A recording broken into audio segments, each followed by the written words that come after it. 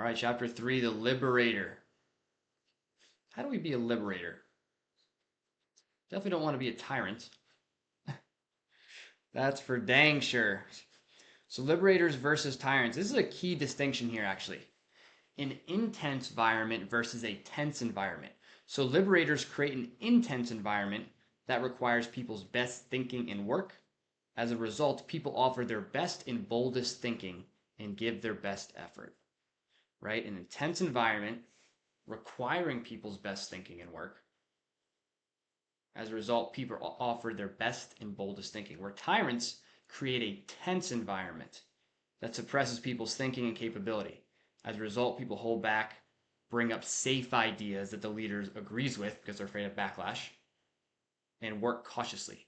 So what's the difference between an intense environment and a tense environment? Basically, an intense environment, people know there's a high standard. We need to get things done, but they're okay because the Liberator has made it okay to make mistakes, right? There's not a lot of backlash. Like when you do make a mistake, it's like, hey, let's learn, let's move on.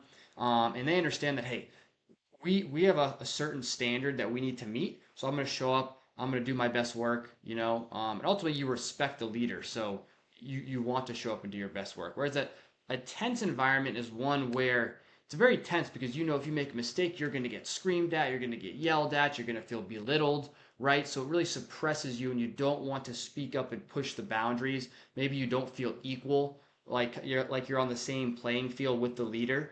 So you're really suppressed and you're just kind of scared to really talk about your ideas.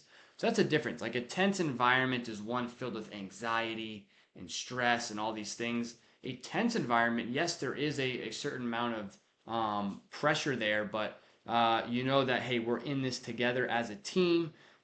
We need to bring our best ideas and boldest thinking to get these problems solved. So create an intense environment, not a tense one. A tense one is like any little thing is, oh, the leader's gonna, gonna blow up with any comment could make him blow up and scream at us. That's like a tense environment. Where an intense environment means like, hey, I'm focused, I'm coming to the meetings with notes, I'm ready to give my ideas. I know we have to hit, this number of contracts a month. Let's figure out how we need to get it done. Everyone's contributing. So the three practices of the Liberator is to create space, demand the best work, generate rapid learning cycles. We'll get into all three of those things. Talk about the diminisher's approach to it, and then how to become a liberator. So the three practices of the liberator. The first thing is creating space. That's huge. Create space for people to even give their ideas, whether that's in a meeting or XYZ or segments of your meeting where people can speak up. It's not just you talking the whole time and giving instructions. So release others by restraining yourself. That's huge. We love to talk, us leaders, right? Shift the ratio of listening to talking, define a space for discovery, and level the playing field. So shift the ratio of listening to talking. Talk less. Always say that less than necessary. There's a great book by Robert Greene, The 48 Laws of Power. Number 4 is always speak less than necessary. Pause. We talk about this in sales and communication. Pause. Try this next time you're in a meeting. Stop talking and count in your head 1 Mississippi, 2 Mississippi, and then start talking. If you even give that little bit of space right there, people who are less talkative are going to speak up and actually contribute their ideas. But if you're just suffocating the meeting and there's no pause or there's no room to breathe in the meeting, those people that don't speak up as easily are never going to voice their opinions. So you need to give space. Like there needs to be space for people to talk. And certain people on your team have no issue talking, and they'll talk the whole meeting. Okay, awesome. But those people who are a little bit shyer but still have really good ideas, we just need to pause a little bit, right? And then they'll feel the need to fill that gap and voice their opinion. But you need to talk way less in these meetings, okay? They call it playing fewer chips, which I'll get to. Define a space for discovery and level the playing field. So in my opinion, defining a space for discovery is have those sections in your meetings where people can voice ideas and they can feel safe doing that, and contributing their ideas. So I would have a segment for that, or just in general cultivate that type of culture where people feel comfortable voicing their opinions and their ideas. And then level the playing field. It's like, hey, we're on the same team here. If anything, as a leader and manager, I work for you. I'm trying to make it as easy as possible for you to do your job. So they shouldn't feel like you're way above them, because it's also going to stifle their confidence and their ability to contribute ideas. So hey, we're a team here. We're all trying to figure it out together. I want your ideas. I'm going to consider your ideas. Just because I'm the owner or the boss or whatever doesn't mean my word is final. I want your ideas. Let's build this thing together, right? So level the playing field. Demand people's best work. That's the other thing too. Just because you're a multiplier and you're all positive doesn't mean you're a pushover. You got to defend the standard. What is the standard? Hey, we need this done. Okay, now because we need this done, I'm here to help you. Let's think about ideas and ways that we can figure out a way to get this done, because this needs to be done. You know, if we don't get these results, this business ceases to exist and all of us cease to be here. So we got to step it up and make this thing happen. That's intensity, right? Versus tense is like just coming in and screaming at people and saying, why didn't you do this? Why did you get 2 contracts this week? Like, what are you doing? You're going to be gone next week. That's a tense environment, and that's just going to stifle people. They're going to be like, oh God, I don't want to speak up because I'm just going to get screamed at more. Whereas intense is like, hey, what are we doing? We needed 2 contracts this week. We didn't get it. We got to figure out a way to make this happen. What can we do? What can we do? Can we get you better leads, right? Can we figure out how we can have better conversations? Can we make more offers? What is it? You're coming in to help. So you're demanding people's best work um, is a huge one. Generating rapid learning cycles. This is huge. It needs to be known that it's okay to make mistakes. People are so afraid of making mistakes. They're going to ask you a million questions, right? And especially like a tyrant's leader, they're always going to have to be answering questions because people are afraid to make mistakes because they're going to get lashed out on. Whereas a liberator, it's like, hey, go. It's okay to make mistakes, but just learn from the mistake. Don't make the same mistake twice. So it's okay to make mistakes. Go make them, but just don't make them twice.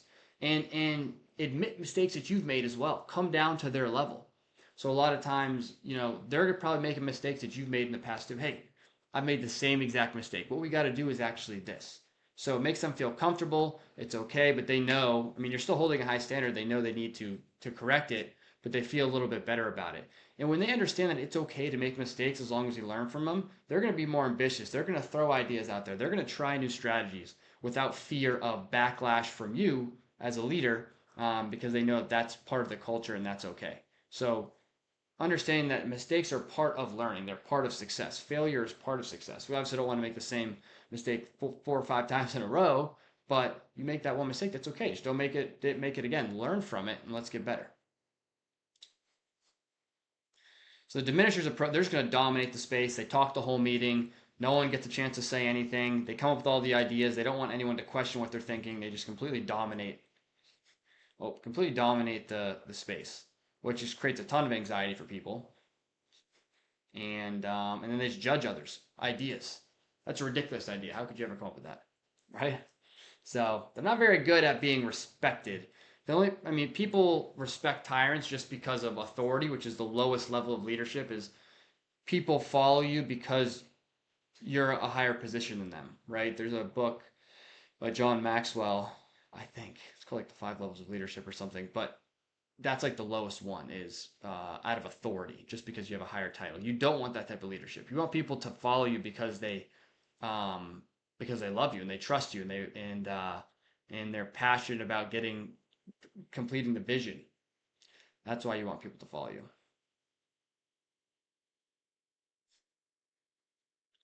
So becoming a liberator. Like I said, play fewer chips. When you're in a meeting, think about you having poker chips. And you maybe you only have 5 poker chips. And each poker chip is, I'm just making this up, but each poker chip is 2 minutes of talk time. If you can only have 10 minutes of talk time in a 30-minute meeting, make sure that you play your chips wisely. You don't always need to be talking the whole meeting. Create space. Let other people share their ideas. You're never going to be empowering if you are talking the whole time. It is impossible. Label your opinions. I like this one. So a lot of times when you give an opinion to someone, they take it as the law. You just make a comment, and because you're the boss, they take it and like, yep, this is what it is. So label your opinions as a soft opinion or a hard opinion. Soft opinion being like, this is just like my thoughts on it. You don't have to go at this, but just something to consider, right? So maybe it's in regard to the sales process. Like, hey, I typically will present the offer this way. But however you feel is best, you can go ahead and do that. Versus a hard opinion, which is like where you're holding the line. It's like, this isn't really up for interpretation. You do need to do this. Like this is how you need to do it. Where it's like we're trying to get a contract signed and we need to walk them through the contract on the phone. That's a hard opinion. It's pretty much a rule. Like you need to be doing that. Absolutely. So distinguish your opinions. Where it's a soft opinion, it's really just a suggestion, and they can do what they want. For a hard opinion is like you need to do this. So two key things to understand. Talk up your mistakes. It brings you down to their level, and make space for mistakes, like I had said. Um, yeah, I think it's the path of least resistance is the path. It's easy to be a tyrant. You just come in, you control everything. You don't have to be patient. You don't have to grow as a human being. You don't have to do anything. So it is a little bit harder, but in the long run, it's it's easier to lead. Okay, liberators are maintaining this duality or this dichotomy of giving people permission to think while also creating an obligation for them to do their best work. It's like, yes, you come in and think, and I want your ideas, but I have high demands for you. I need this done, right? These are the standards. You got to hit these things. I'll come in and help you, but you got to hit these things. So multipliers are intense, right? And they can discern the difference between a tense and an intense climate. Again, intense is like, oh my gosh, if I say anything, he's going to scream at me.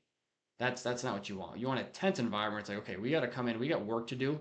Let's be prepared. Let's come in with ideas. Let's get ready to go. Let's go out there and just attack the day, right? So overall, tyrants, right? It's that tense versus intense environment.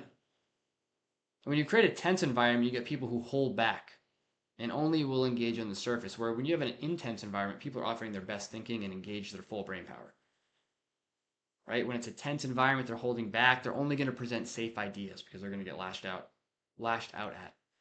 Tense environment, like, dang, I got to bring my best ideas here so we can get this thing done. You get the best and boldest ideas. People who work cautiously avoid taking risks and find excuses for any mistakes they make. No, you want high accountability.